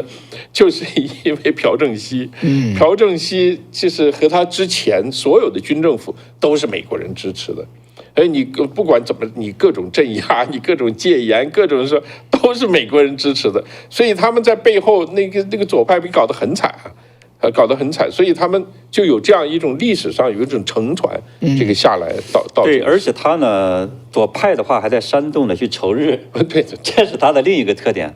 不过呢，整体来看的话，其实我们说韩国的目前的这样一个局势，它对于呢整个美日韩的三方的联盟，对于亚洲围堵中共的这个整个大的局势上来讲，短期倒不会发生一个大的影响。为什么呢？一个来讲，在这个三方关系上，谁起主导作用呢？是美国。你不管是从科技、经济、军事这几个方面来讲，那两个国家都相对弱小的多得多。所以呢，它其实离了美国，你可以说这些方面全部会崩掉。所以他不敢再真的去得罪美国。虽然当然可能，比如说对于韩国来讲，可能会很别扭，对吧？或者没那么积极啊。所以这个我觉得是一个方面。另一个方面的话呢，作为整个的这种我们说来自外部的威胁，中共的威胁、俄罗斯的威胁，还有呢就是朝鲜的威胁，因为朝鲜现在这段时间是，从俄罗斯这边是获得了很多东西，对吧？包括武器方面，包括那个导弹精度突然间给提高了，还有修了2条驱逐舰，还有这个无人机方面，对，也是。因为从俄罗斯这边获得了很多先进的技术，突然间也提升了水平，所以在这样的情况下，韩国现在其实也是很害怕，就是某种意义上，这个文在寅就是那个李在明的话，他也属于有点矛盾，对吧？一方面是想改善跟朝鲜的关系，但另一方面的话呢，他也得应付说，你万一这帮人的话真的是来揍你怎么办，对吧？那除了美国来保护你怎么办？所以它其实也现在处于这么一个相对尴尬的一个局面。所以在这样的情况下的话，其实它对于整个的美日韩的这个三方联盟短期内不会发生大影响。这个日本更不用说了，对吧？日本的它其实整体来讲是偏保守的。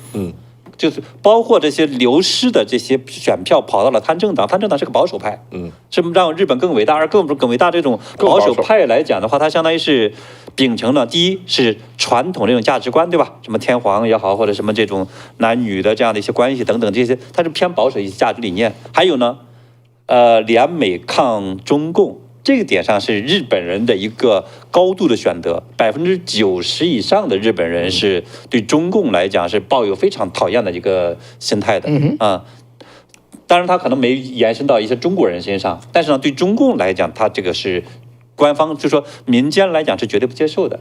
反而的话呢，我说现在其实有的时候在包括韩国，包括什么来讲，他很多的时候其实是那些财团或者某些大利益集团。他们愿意去跟中共去太多勾兑，所以这也是非常有意思的一点。民间整体来讲的话，还是讨厌中共的，所以我觉得整个这个来讲情况下的话，外部威胁这个压力，那么导致呢整个美日韩的这种联盟短期内应该不会发生大的变化。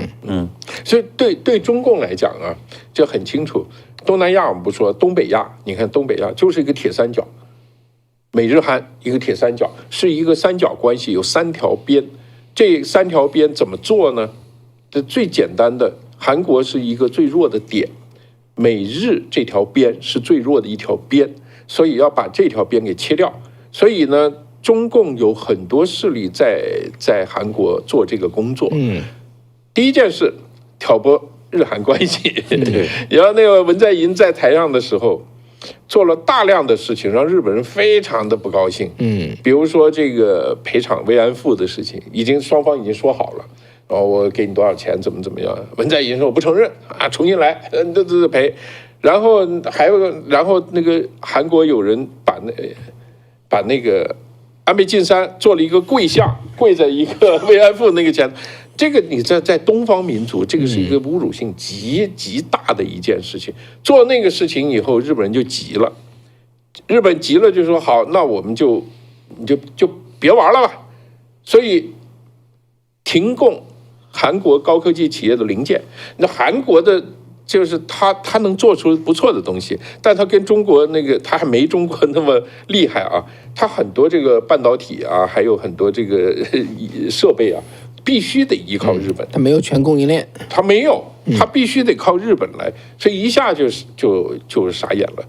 但是中共在里面确实做了非常非常多的东西。最早开始做的就是这个萨德系统了。萨德系统是朴槿惠那个时候安上的。朴槿惠，你说他是右派了，他是保守派，但是朴槿惠，我记得这个在中国是什么奥运会啊，是什么冬奥会还是什么？他还跑去了，对吧？他还跑去了，所以他就是作为一个韩国这样的国家，他是任何人他都试图两边讨好啊，两边讨好。我不要弄了，我们只是做生意，你们打仗，对，不关我的事。但是这种情绪在韩国是很清楚的，因为他这几千年历史，他就是要扮演这样一个他的经济渗透和这种高层渗透其实是非常强的，没错。因为那时候我是在北京嘛，清华那周围本身好多是韩国人。对，你说谁渗透谁比较强？就是中共通过经济和这种政商渗透韩国非常强。他怎么做呢？你看，在北京的这种韩国人的话是十几万以上的，上海也很多。对，上海的那几大居，就是说这些的地方的人的话，其实都是一些可以说是韩国的一些政治商业的这种精英在里头。所以你这种情况下，它相当于是，刚才你说是打进去。他另外把这些拉出来，拉出来之后的话，把整个韩国弄的就是你在和中共关系上一直是属于这种说不清的一个关系。现在这个韩国总理不是清华毕业的吗？什么法律系的吗？说我们那时候那个同学里边就有韩国人啊。对。现在那个总理就是啊，说不定还去中央党校培训过了。我觉得这个美国现在这边哈，从国务院从卢比奥领头，下面的这个他的一帮干部基本上都是西方的思路哎。我觉得他们就是真的缺像余茂春这样的人，一个懂中共的人给他们做参谋，对不对？对，他们的实力跟意志是够的，对吧？其实是强过川普1.0。他1.0，他到处用一些不是自己的人，现在是全班自己的人。他就对中共，我觉得他就对中共就唯一的那个枪啊，就是瞄不准准心。你知道那个中共啊，通过这个中国的朝鲜族，中国的朝鲜族的人很多移民去韩国的啊，通过那一批人拿了很多钱在里面，真的做很多活动。是啊，对他们资助了很多，所以。前不久不是说，就是说那个韩国的大选里面有问题吗？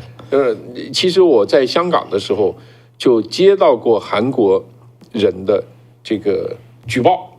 他说没人敢报，你们敢不敢报？我也不敢报，我在自由亚洲电台我也不敢报。这都很有资料。你们为什么不敢报？因为他的证据链是不全的。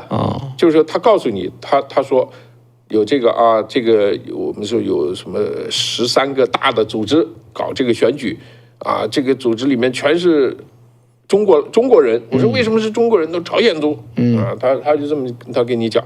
但是你证据你一个去查证，我们没这么一个能力啊，没办法。所以这个，但是他们确实有这个所说渗透的非常非常厉害。对，其实共产党国家要颠覆另外一个国家，其实非常熟练嘛，对不对？非常渗透跟颠覆。而且他确实真的是有钱，一般国家来讲的话是舍不得花那么多钱的，没错，他是真的舍得钱。不管你这么想嘛，不管他花多少钱去收买，比他打一个战争要便宜啊，没错，对不对？这是共产党的厉害之处。呀，好吧，这样我们就看吧，看这个美国啊，就说白了就是美国和中共在争取这两个国家嘛，对不对？对，看到底谁能赢哈。我们下面来讲讲，我们讲讲中国吧，早安中国讲讲中国的事情啊。对啊，1.2万亿的水电站，对。什么情形啊？这个地方啊，我必须跟大家谈一下，就是西藏，就是喜马拉雅山从这个西北走向东南啊，然后你感觉是撞到横断山脉啊，然后横断山是南北向，它是东西北向，这个位置呢，就你可以看那个雅鲁藏布江，也是这样，顺着这个喜马拉雅山的这个凸出来，你看一下，顺着北坡往东流到林芝和波密之间，突然有一个大拐弯，那个是全世界非常非常有名的，就雅鲁藏布江的一个大拐弯。拐弯了以后进入印度，然后进入孟加拉。的林芝跟墨脱是吧？红色的那个位置。对，那个红色标出来。原来它是相当于是往东跑，然后突然间一拐弯就跑，相当于往南跑。就碰到了这个雅鲁这个是什么横断山脉？还没有，横断山还要走1000公里呢，往东继续走1000。反正被山挡住了就对了。对，它那个叫。我看林芝那个地方，那个应该是色季拉山的那个位置，那个位置就是一个大拐弯拐过来，然后这个地方呢，这个必须要讲讲它的敏感性啊，它的那个整个要建水电站就是那个拐弯的地方，就是那个一个拐弯的那个地方，然后那个拐弯雅鲁藏布江下去以后呢，就进了印度嘛，其实它还有一段在那个阿鲁纳恰尔邦，也就是中国说的藏南地区，也就是麦克马洪线被划到印度，但中国不承认的那块争议地段，争议地段，实控线的那个附近。对，所以你要知道，这个它建设这个，它不光是经济的原因，它也有它的政治上的原因，政治甚至是军事的原因。没错，它要修路，甚至要修铁路。他要你修这么大一个电站，你的各种它是不是这世界上最大的电站？可以这么说吗？没错，他会修一个1.2万亿，修一个巨型的一个水电站。它的整个的装机容量呢是说是6000到7000万千瓦。对，然后呢，整个发电跟三峡比怎么样？是那个发电量的话呢是三峡的2400万。对，哇，它发电量的话，一年预计是这个3000亿度电千瓦时。然后呢，三峡是多少呢？1000亿的这个千瓦时，就2到3倍的2到3个三峡，3倍以上的这个三峡。对，了解。但这个是它的理论值，对，它的最大理论值。理论值，但是能不能建出来？这好多人怀疑的地方，就是它在经济上来讲的话，很多人认为可能是最后是达不到投资需求的。但是呢，中共可能会想说，那个跟我们说这个“一带一路”一样，对吧？它可以消化这种过剩产能啊，然后提振这种民族精神呐。然后这个时候的话，现在又没有大项目了，建别的项目建不了。它有所以这个其实就这个一个目的。它有几个因素，第一个因素呢是三峡大坝在前几年原来一直说是全世界第一，就前几年被刚果的一个大坝给超过了。那刚果大坝那个发电是4000万吨，比它多了。所以现在呢，中国要把这个第一抢回来，我们是6000万到7000万多，这个千瓦时，对，我要把这个给抢回来。所以现在有人说他就是要抢回这个世界第一，我觉得这恐怕是一个原因这是一个原因。还有他那个，我必须讲讲，因为我以前就在那个刚好拐弯那个地方工作，就那个地方，对，就那个地方，是吗？因为这边是林芝。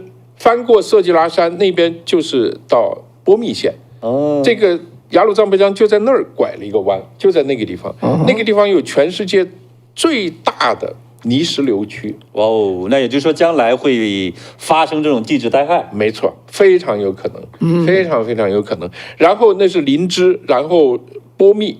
下面那一块叫察隅，察隅在我们当年在西藏的时候是全中国唯一不通公路的县，你要进去，你必须走进去，从林芝要走5天，从林芝从波密要走6天，你要走进去啊，走进去。为什么不通公路？太复杂啊，一个是地势太不好，一个是它切割的非常深，那个而且呢，你想想从西藏从高原上去。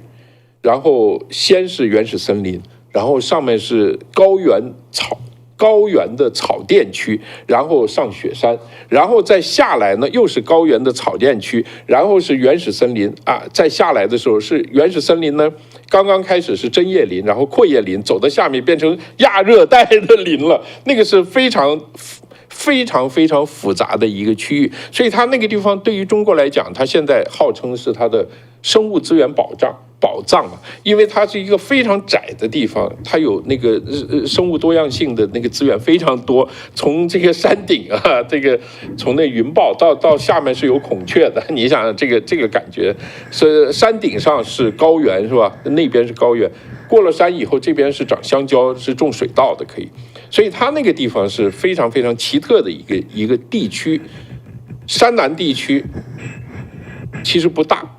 但是山南地区却是西藏的核心地带，你想想什么方面的核心？我首先给你讲一个数字，你就知道了。那个西藏自治区啊，我们不说其他的藏区，自治区120万平方公里，不到200万人，就现在我具体数字我记得是以前那个时候是100多万人。山南地区非常小，大概只有8万多还是10万不到的平方公里，120万人哦，人口密度这么大，你就知道它是经济最发达的地方。我们知道的这个什么叫山南山的南部，山的南边，其实喜马拉雅山的南坡 ，OK， 就是叫山南，所以印度。就是当时1962年打完以后呢，中国把它打下来，但是守不住啊！你后勤没有，你靠人扛，你能扛多少炮弹过去？打完了就赶快撤跑了，印度人又回去把这地方就全部又占下来。到了1985年还是86年，他就成立了这个叫做阿鲁纳恰尔邦，就是正式成为这个划入国境了，就是这个。所以当时86年中国还想打。但是被美国给摁住了，说你不能打，这个不能打，就给摁住了，也就成了现在这个样子了，就成了现在这个样子。那条雅鲁藏布江在那个拐弯的地方，如果从这个地理上讲，纯粹从水力动能来讲，它确实非常合适，那非常好的一个地方。非常，他说是就那个大拐弯那个地方，50公里的长度，对，整个那个。落差是多少呢？2000米，就1000，接近2000米，6000尺啊，对，但就差不多2000米的那个，你说多大的一个落差？所以这种情况下的话，其实是适合建水电站的。对，它是什么呢？就我们在以前我不知道，我不记得对不对，我不知道。但是呢，它是这个河床的坡度大1倍，水的势能是大74倍，大概是这样。也就是说，长江，你看我们长江三峡啊，它的那个河床的坡度啊，大概1度2度，你可以想象它那儿是多少度？可能是30度。20度，天哪！你这只要大1倍就大74倍，你多少个74倍？你可以想想，这个，所以它为什么它的水量远远不及长江，对不对？但是呢，它这个发电量可以比你大很多很多，原因就在这个地方。所以现在它的问题就在于什么？它怎么修这个水电站？我们一般想修成像三峡大坝一样修个大坝啊，把这个水拦起来，估计他们不能这样做，他们不会这样做。因为这样做危险性非常巨大，这个因为那个落差太大了。一个是落差太大，一个是那个地方是个地震区，而且是有强烈地震的地震区。我们当时在那个经常晚上你睡在帐篷里，你就听到那声咣咣咣咣咣咣咣咣，你就知道地震了，然后大石头掉下来了，你就知道。但是因为你选的住的地方一定是要选的安全嘛，所以一般都没什么问题。但是那个地震是非常多发的一个地方，而且是我们的教授啊，当年给我们讲说，这个再往东走就叫有一个县叫察隅县，那个察隅，我们教授说察隅曾经发生过10级大地震。哇！但是那个地方因为是非常荒凉啊，没什么人的，所以这个但是他准备现在怎么干呢？他那有个大拐弯嘛，他大概是最窄的地方是50多公里，但是他不一定是从那个地方穿，他要挖个隧道，用大钢管挖一个隧道通过去。20公里的大隧道，这也是这个非常罕见的一个超级大工程。对，他要从山里面挖个大隧道过去，就等于一个裁弯曲直。裁弯曲直以后，他可能要装大钢管，装3到6条大钢管，然后把水有一半的水从这个钢管引过去，然后利用这个落差，然后装机容量就是说钢管6000万钢管的水去冲这个发电机是吧？没错，对。所以这个呢，就是说，当然就会不会造成什么？一定会造成问题。因为什么问题？你不学地质，你可能就可能不是很清楚，因为河流的水位是当地的地下水位的侵蚀基准面，也就是说，一定会比河流的河面呢，你的地下水一定比河流的河面高。你的地下水啊，一定是因为它是会，所以它才是河嘛，最低大家流进去嘛。这个侵蚀基准面，如果你把那个河水的水位降低了，等于是你地下水呢那个也要降低。地下水降低的话，你的岩石的强度就发生很大的变化。所以所以有人说地下水怎么降低？不明白什么叫地下水降低？地下水的水位会降低。就是你现在挖下去啊，我们这挖下去挖个3米、5米就有地下水了，是不是啊？对啊。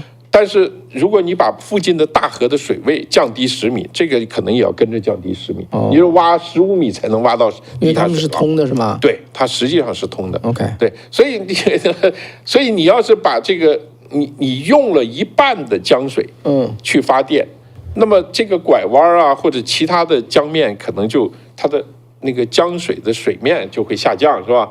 下降以后，整个附近地区的地下水的水位就要跟着下降，那个岩石的强度就不一样，那就会出现很多地质灾害，比如说泥石流，大的华山滑坡崩塌，这个就会很厉害。那你觉得他们不知道吗？你知道他们当然知道，他们认为他们可以处理。崩了又怎么样？崩了也不是冲我们，冲他们嘛，冲下游的国家。对，冲印度。下面那个地方叫阿萨姆邦，印度的阿萨姆邦。阿萨姆邦可能有的朋友知道，第2次世界大战的驼峰航线那个机场就在阿萨姆邦，就从阿萨姆邦飞越这个喜马拉雅山，然后横断山，然后进入这个到重庆或者到昆明这边去。就阿萨姆邦那个是很重要的一个地方。下面就是阿萨姆邦，阿萨姆邦就是整个就是冲积平原，一片平原，然后再往下就是孟加拉。印度人还好一点，孟加拉可就惨了。如果孟加拉是全世界水灾最厉害的人，有一半的人住在水里。他人口很多，我说这住在水里是什么？他的房子是用个棍子，这个用个木柱子打在泥巴里面，然后架在上面住的。哇！所以这个它就是一个洪水泛滥区。你知道那个贾木纳河下去以后，跟恒河实际上它是一个恒河的那个三角洲。恒河是从印度流过来，贾木纳河是从这个东边，从这个雅鲁藏布江这样流下去的，但是它不是变成一条河流下去，是吧？变成一个网状的流下去。这个孟加拉就在那个地方，所以你的水位如果发生变化，对他们来讲可能很惨。你要知道，我到很多人说，可能中国把水一断，他们就没水用了。这个我觉得不是最重要的因素。为什么呢？因为那个区域就是东印度的这一块地方，那是全世界的雨都。下雨的雨都，曾经最大的他们测量过，一天下2000毫米。2000毫米什么？比山东1年的还要多。2米就2米，2米这么多。一天下2000毫米，就是说，你知道广东省啊已经很厉害了，是1800毫米或者一直到2000毫米一年哦，降雨量，它可以一天下这么多。他们最多的时候一年下了3万多毫米。哇，3万多毫米！天河开口。对，它为什么呢？很简单，印度洋的湿暖空气北上的时候。这边是喜马拉雅山，那边是横断山，刚好是一个角落，全部封在那个地方，就在那儿下。下那个，他们一到雨季，就说像天漏了一样，就哗，这下几个月就一直下，都是大雨。也就是说，这个是会带来下游的这种水的影响，对吧？对，就是说，我的意思是说，你把雅鲁藏布江水全部封了，别人不会没水用。他们的降雨量太大了，这个非常巨大。但是现在呀，我看还有网上的一些这种小粉红也好，或者有些人在讲说，这个中共的假如是这么一建，对吧？它很可能呢，就是说会上游上卡住这个印度用水的一个咽喉，然后呢，印度这边呢就会非常担心。但你来看是。应该是怎么回事？水的问题不是最重要的，不缺水，不缺水。那个地方是绝对不缺水的。那个地方呢，下游的那个降雨量这么大的时候，怎么会缺水呢？就完全不缺水。你想，从西藏是一个半干旱地区流下去的水，到一个这个热带世界雨都，你那个水下去的，对它的影响其实不大，不是最大。但是它的安全。最重要，你修一个这么大一个坝，你要修公路，你要修铁路，你的军队，上次为什么打阿鲁纳恰尔，就是打藏南这个中印冲突的时候，整个东线跟不上，对吧？对，整个东线这个进攻以后就退回去了嘛。为什么呢？因为他们用了1年半时间，靠人背，靠那个藏族人呢，用牦牛用背炮弹背过去以后。打3个星期就打完了，你就得赶快撤，就粮道没有。对，你要翻雪山了，你想再走5天，你想想，你要背过去，你怎么走啊？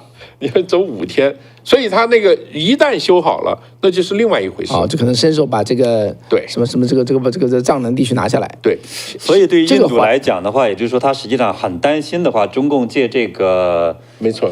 这个大坝不是这个坝，就这个水利工程来讲，就很可能会把物流把这个交通解决了，对吧？他现在是这样的，中国的不管是15也好，16也好，他们会修这个川藏铁路，从这个四川修到成都，基本上就从那个上面过。如果他修一条支线，就直接就往印度那边去了。所以现在很多中国人拿着地图看啊，说这个比如阿鲁纳恰尔邦像一块飞地，飞在外面，下面是孟加拉。上面呢是不丹呢，中国尼泊尔在靠西，然后这边是不丹，然后就是藏南地区。中国怎么办呢？很好办啊，这个最窄的地方只有80公里，就是离中国边境到这个孟加拉的那个边上只有80多公里。就是说你突袭把那个地方就是他们那成孤岛了，全部抢过来就可以了。当然这个是对印度来讲。这一块地区是他们的一个战略焦虑的一块地区。一个战略。这么说呢，中国老百姓也不会反对这个项目，对不对？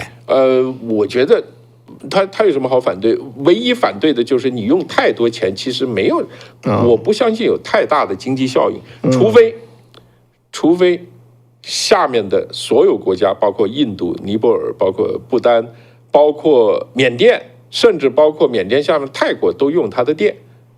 就是一起做生意，他就把电发出来以后，他那个发那么大的电，你西藏本身已经是电力过剩的一个地方，是吗？西藏的电是卖的别的省的，因为它很多水坝都是水力发电，它还有那个叫地能发电，而且西藏还有天天晒太阳，连块云都没有。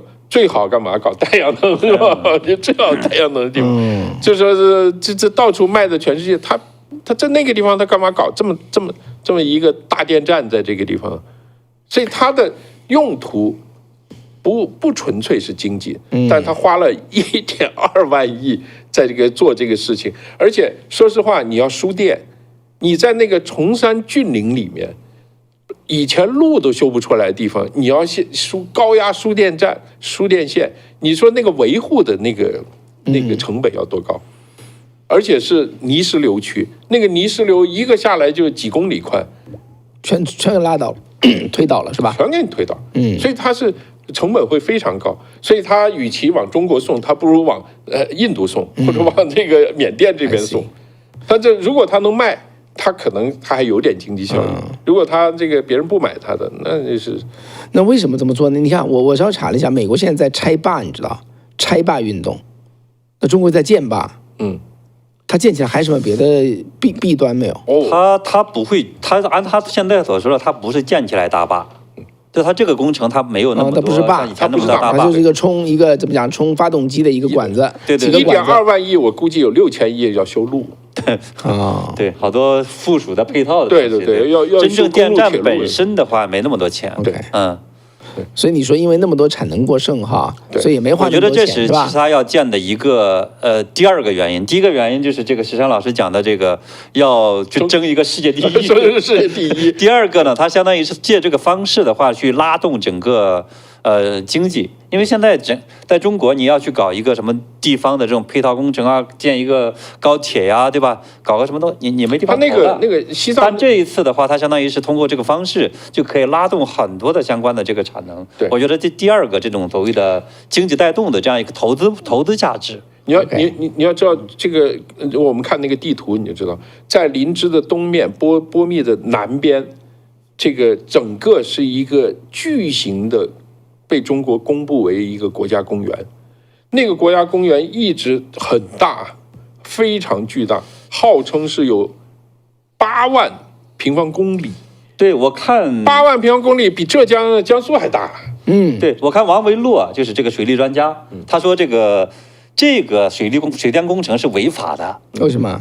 国家公园里边是禁止建这种核心地区是禁止建这个相关的什么工业或者其他这种工程的。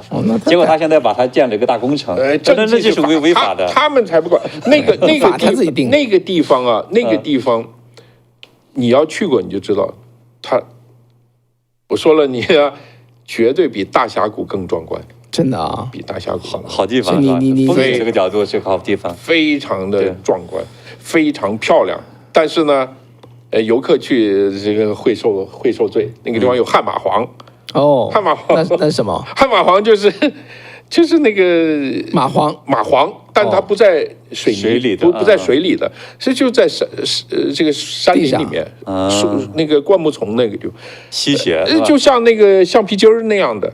你走过，它就附在你身上了，然后你也不知道，它爬叮在你身上。它叮的时候，它先吐那个麻醉剂啊，你也没感觉。然后等你发现的时候，跟手指头一样粗，掉一个在那儿。关键它不是一个，一来一堆。对，我这次叮最多叮了18个在背上。我这还不敢拉，还不能扯啊，扯了头断里面，得拿烟烫他的屁股。那时候叫点根烟，砰一烫，他一缩，你这一扯就下来，那个是很恐怖。你知道那个中国远征军在缅甸野人山不是大量死亡吗？主要不是日本人打死的，悍马黄，主要是这种情况，就是它有各种毒蛇。虫子最严重的就是这个悍马黄和那个大黄蜂，当地的有毒的那个蜂和那个有毒的蚂蚁。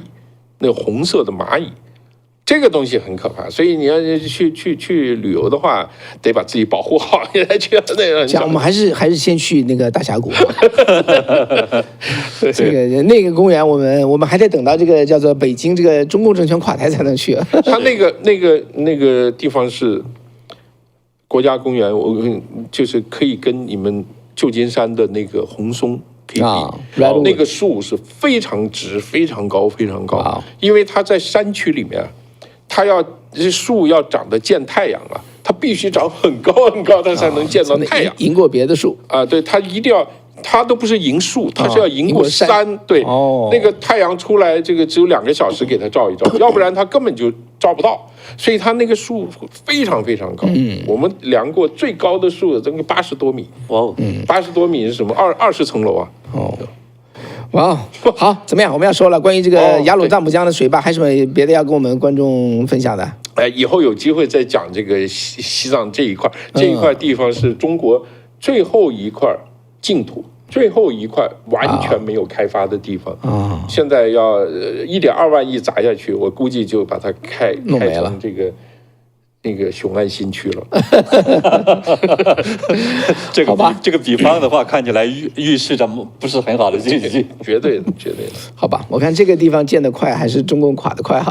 对。我们看现在藏族人很生气啊，很生气哈，很不高兴。对。呀，好，石山是一肚子都是故事啊，一肚子都是经历。好吧，那我们今天就说到这里了。好，非常感谢大家的收看。我们星期三啊再跟大家见面好了啊。谢谢大家观看啊！走之前请大家点这个叫做订阅，好吧？订阅早安中国啊，订阅方伟时间啊。石山的节目是有没有搞错哈？有没有搞错？对，粤语节目有没有搞错？可以搜一下。那秦鹏的节目很快就会出来。好吧，那这样喽啊，感谢您大家的陪伴哈，我们下次再见喽。好，非常感谢大家，拜拜。